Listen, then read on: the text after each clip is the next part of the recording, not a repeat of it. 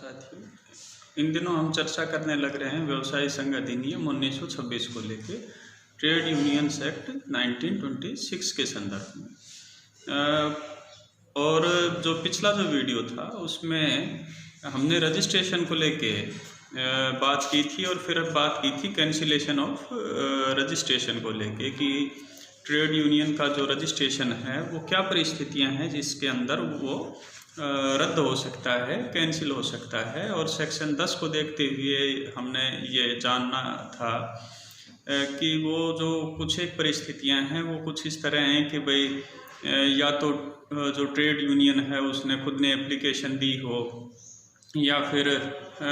जो रजिस्ट्रार है उसने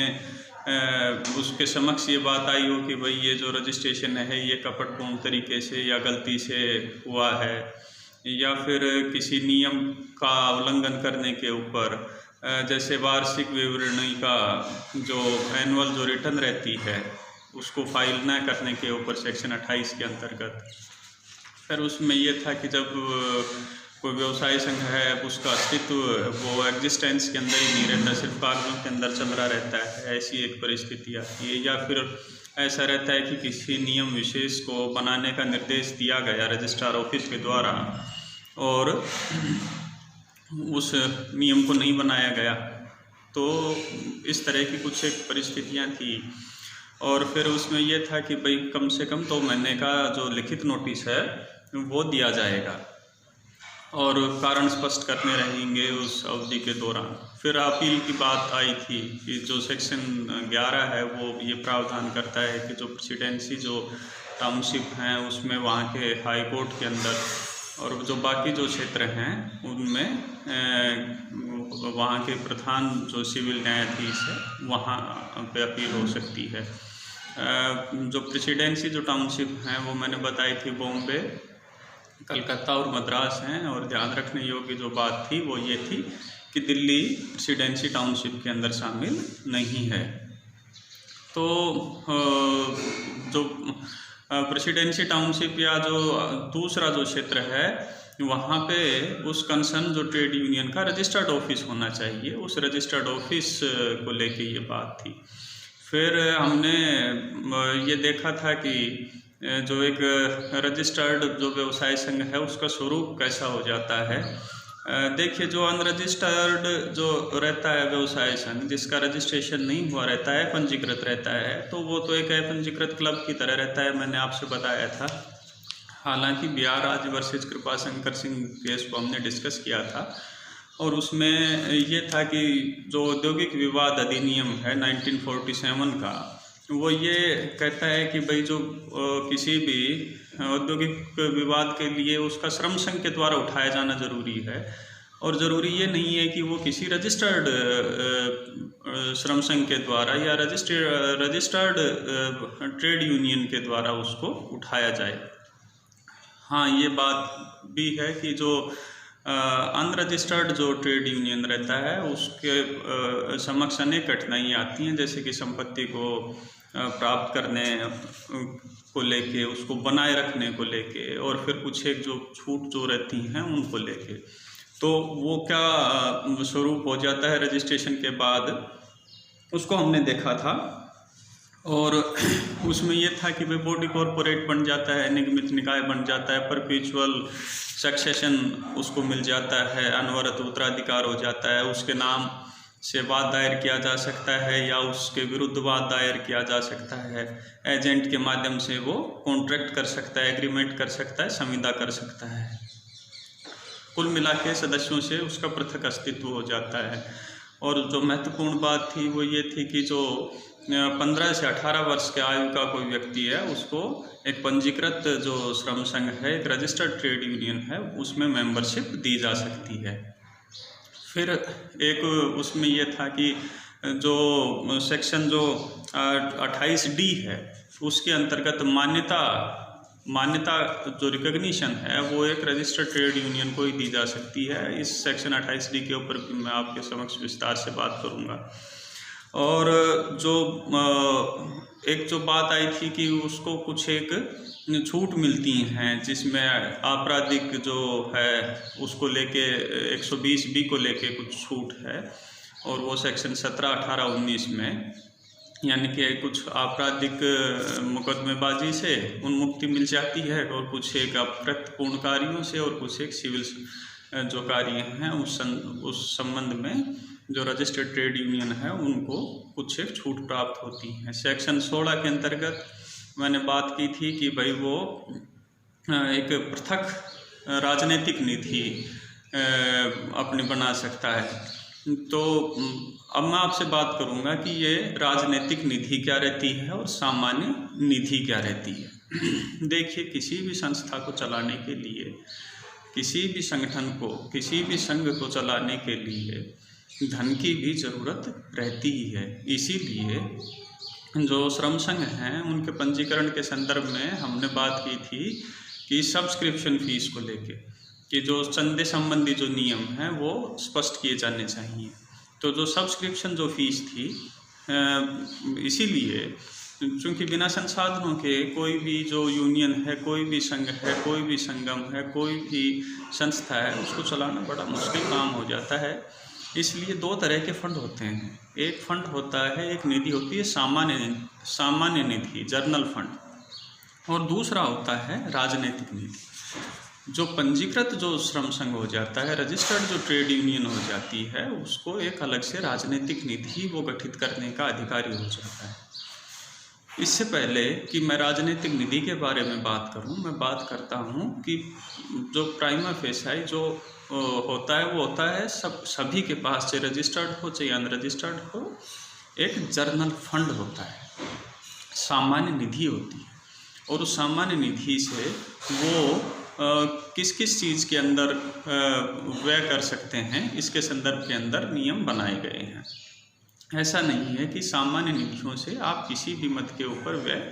कर सकें। तो जो सेक्शन जो 15 है वो ये कहता है कि उसमें कुछ एक पॉइंट दे दिए गए हैं कि आप इन उद्देश्यों के अतिरिक्त जो सामान्य निधियां हैं उनका व्यय नहीं कर सकते। यानी कि एक तरह से ये नेगेटिव परिभाषा है, और कुल मिला के ये कहती है कि ये जो दिए गए शेड्यूल के जो उद्देश्य हैं उनके अलावा जो एक श्रम संघ है उसकी सामान्य निधियां खर्च नहीं की जा सकती, उनका व्यय नहीं किया जा सकता। अब वो क्या क्या हैं, तो वो कुछ इस तरह से हैं कि जो व्यवसाय संघ के जो पदाधिकारी हैं, जो एग्जीक्यूटिव जो मेंबर्स हैं, जैसे कोई अध्यक्ष रहेगा, कोई महासचिव रहेगा, जनरल सेक्रेटरी रहेगा, कोई सेक्रेटरी रहेगा, कोई क्षेत्रीय उसका संगठन सचिव रहेगा। तो इस तरह के जो पदाधिकारी हैं उनको काफ़ी भागदौड़ करनी रहती है, इधर उधर आना जाना रहता है, और संस्था के संघ के कामों को देखना रहता है। तो उनके लिए हो सकता है कि कुछ एक मानदेय, जिनको ऑनरेरियम या वेतन और भत्ते कहते हैं, उनकी व्यवस्था की जाए। तो इसलिए कि जो संघ के जो पदाधिकारी हैं उनके वेतन भत्ते और उनके जो सामान्य खर्चे हैं उनके ऊपर इस जर्नल जर्नल जो फंड है उससे व्यय किया जा सकता है, उससे उनको पे किया जा सकता है, पहली चीज़। तो एग्जीक्यूटिव जो मेंबर्स हैं, जो पदाधिकारी जो सदस्य हैं, उनको दिए जाने वाले वेतन भत्तों के ऊपर जर्नल फंड से पैसा खर्च किया जा सकता है, पहला। दूसरा कि जो व्यवसाय संघ का जो जर्नल एडमिनिस्ट्रेशन है, संघ का कार्यालय भी बनेगा, उस कार्यालय का फर्नीचर, फिक्सचर, उसके अंदर काम करने के लिए भी कोई लोग, चूँकि उसके एडमिनिस्ट्रेशन के लिए हमें कुछ एक कर्मचारी रखने पड़ेंगे। तो इस तरह का जो सामान्य जो प्रशासन रहेगा उसके ऊपर काफ़ी खर्च होता है। तो किसी भी व्यवसाय संघ का जो प्रशासनिक जो खर्चा है, उसके चलाने का जो खर्चा है, उसके ऊपर जो भी धनराशि खर्च होगी वो जर्नल फंड से खर्च की जा सकती है, जिसमें जैसे कि आपके ऑडिट जो चार्ज जो खर्चे आते हैं, जो कि आपके अकाउंट्स बुक्स के जो मेंटेन करने के संदर्भ के अंदर आप किसी अकाउंटेंट को रखते हैं, उसके ऑडिटर इत्यादि आते हैं, उन संदर्भ के अंदर जो खर्चे रहते हैं, जो सामान्य जो लेखा निधियां हैं उनको संरक्षित रखने के जो खर्च रहते हैं, उनको भी पे इस जर्नल फंड से किया जा सकता है। तीसरा ये रहता है कि किसी भी वैधानिक कार्रवाई से व्यवसाय संघ या उसके किसी सदस्य का ऐसी स्थिति में जबकि वो पक्षकार है, या तो रजिस्टर्ड ट्रेड यूनियन पक्षकार है या फिर उसका कोई मेंबर पक्षकार है, उसके अभियोजन या बचाव को लेके खर्च किया जा सकता है। लेकिन आप यूँ समझिए कि हो सकता है कोई एक्स आदमी किसी रजिस्टर्ड ट्रेड यूनियन का मेंबर है, ठीक है, उसने किसी रास्ते के अंदर किसी के साथ झगड़ा किया और उसका सर फोड़ दिया, या किसी की यूँ मान लो जेब फाड़ दी, तो ऐसी स्थिति के अंदर क्या उसके बचाव के ऊपर खर्चा किया जा सकता है? नहीं किया जा सकता। क्यों नहीं किया जा सकता? क्योंकि ऐसे अभियोजन या बचाव के ऊपर ही खर्च किया जा सकता है जिसमें व्यवसाय संघ या उसका पदाधिकारी पक्षकार है, और जब ऐसा अभियोजन या बचाव व्यवसाय संघ के अधिकार को प्राप्त करने या सुरक्षित रखने के लिए किया जाता हो, क्योंकि व्यवसाय संघ का कोई अधिकार प्राप्त करना हो या उसको बनाए रखना हो, उसके ऊपर ही खर्चा किया जा सकता है, दूसरे किसी अभियोजन पे या बचाव के ऊपर खर्चा नहीं किया जा सकता। फिर व्यवसाय संघ या उसके किसी सदस्य की ओर से व्यवसाय विवाद या औद्योगिक विवाद को अग्रसर करने के संदर्भ के अंदर कोई खर्चा किया जा सकता है। फिर बात आती है कि कई बार औद्योगिक विवाद होने के परिणाम स्वरूप जो सदस्य हैं वो उनकी तनख्वाह कट गई या उनको कुछ समय के लिए घर बिठा दिया, तो ऐसी स्थिति के अंदर जो औद्योगिक विवाद उत्पन्न होने से जो हुई हानि है उसकी क्षतिपूर्ति भी इस जर्नल फंड से सदस्यों को की जा सकती है। फिर इसके बाद बीमारी, दुर्घटनाओं या अनियोजन की स्थिति में उनके जो आश्रित हैं उनके लिए भत्ते इत्यादि का प्रावधान भी इस जर्नल फंड से किया जा सकता है कि बीमारी के संदर्भ में, दुर्घटनाओं के संदर्भ में या फिर अनियोजन की स्थिति के संदर्भ में इस जर्नल फंड से उनको कुछ पेमेंट किया जा सकता है। इसके अतिरिक्त जो व्यवसाय संघ के जो सदस्य हैं उनके जीवन बीमा पॉलिसी, दुर्घटना बीमा पॉलिसी या बीमारी से संबंधित कोई सामूहिक बीमा पॉलिसी है, उसका जो भुगतान है, उसका पेमेंट है, वो इस जर्नल फंड से किया जा सकता है। एक जैसे कि जो बड़ी बड़ी जो कंपनियां रहती हैं या इवन अब तो जो छोटे छोटे जो व्यवसायी भी रहते हैं वो अपने कर्मचारियों के जीवन का बीमा करवा लेते हैं, या उनके दुर्घटना का, उनके स्वास्थ्य का, जैसे कि group mediclaim insurance policy in दिनों काफ़ी चर्चा में है। जैसे किसी एक्स कंपनी ने अपने जितने भी एम्प्लॉई हैं, मान लीजिए फॉर एग्जांपल हिंदुस्तान यूनिलीवर ने या पतंजलि ने या रिलायंस ने ये अपने तमाम कर्मचारियों का एक ग्रुप मेडिक्लेम करवा लेते हैं। और फॉर एग्जांपल जैसे मारुति है, मारुति ने पे कर दिया न्यू इंडिया एश्योरेंस को कि भाई जितने भी हमारे कर्मचारी हैं इनका इतने रुपए प्रीमियम के हिसाब से हम आपको पे कर देंगे, और यदि इनमें से कोई बीमार रहता है तो उनके हॉस्पिटलाइजेशन का जो खर्चा है वो इंश्योरेंस कंपनी वहन करेगी। इसी तरह से जैसे यूनिवर्सिटीज़ हैं या जो कॉलेजेस हैं वो अपने विद्यार्थियों का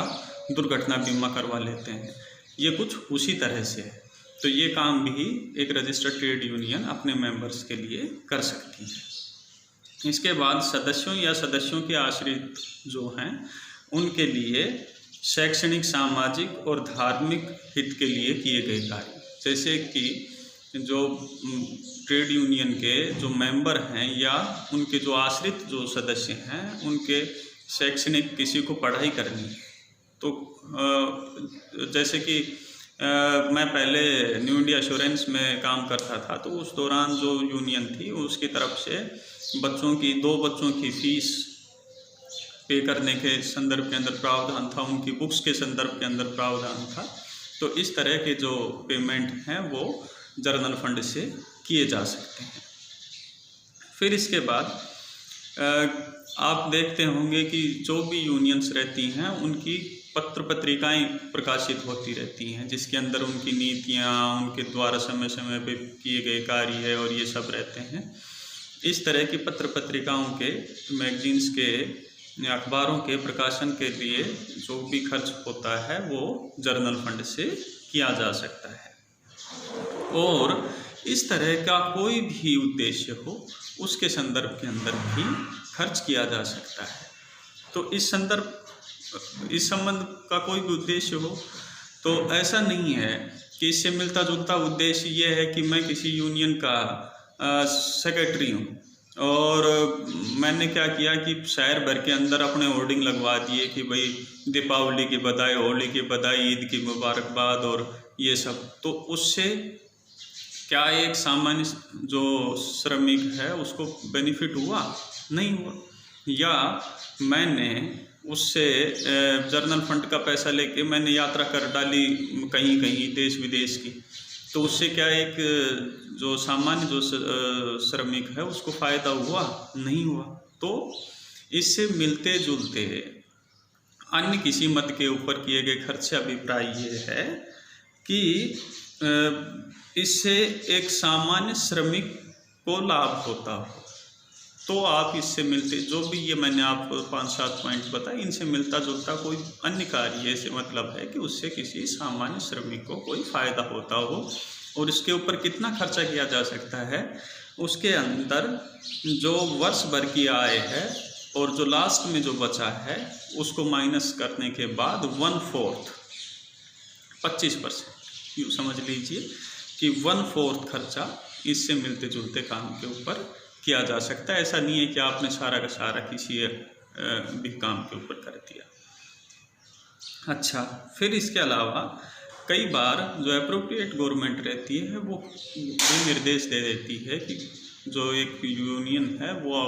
एक अपने जो सदस्य हैं उनके लिए ये कोई कार्य विशेष करे। इस प्रकार के कार्यों के ऊपर भी जो कि निर्देश दिया गया है रजिस्ट्रार ऑफिस के द्वारा या फिर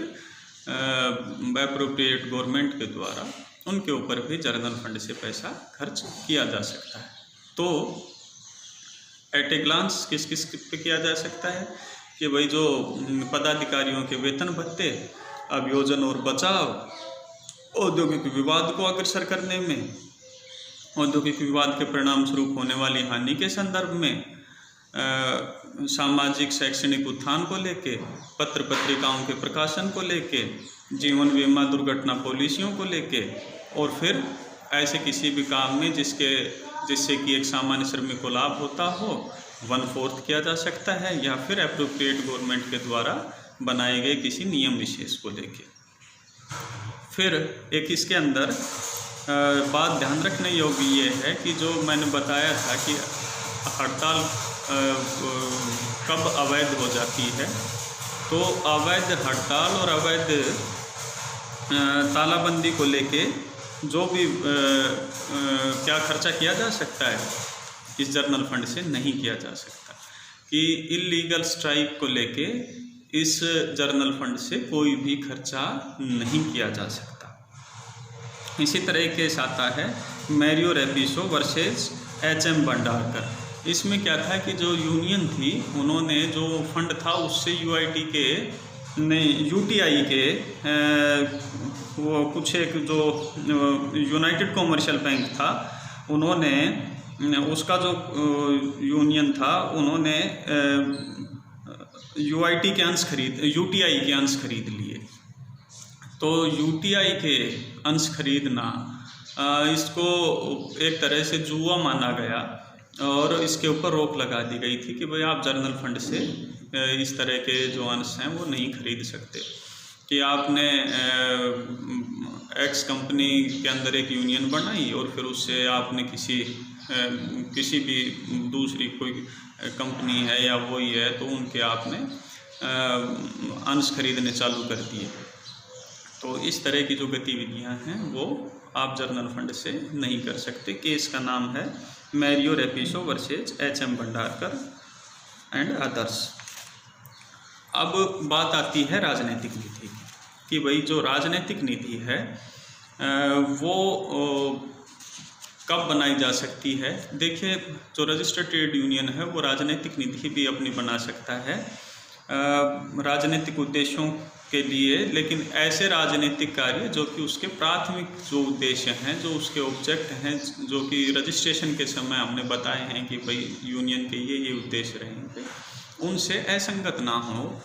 उनसे मिलती जुलती जो राजनीतिक गतिविधियां हैं उसको लेके एक राजनीतिक निधि का गठन किया जा सकता है, जिसके ऊपर मैं सेक्शन 16 को लेके चर्चा करूंगा आपसे अगले वीडियो। नमस्कार।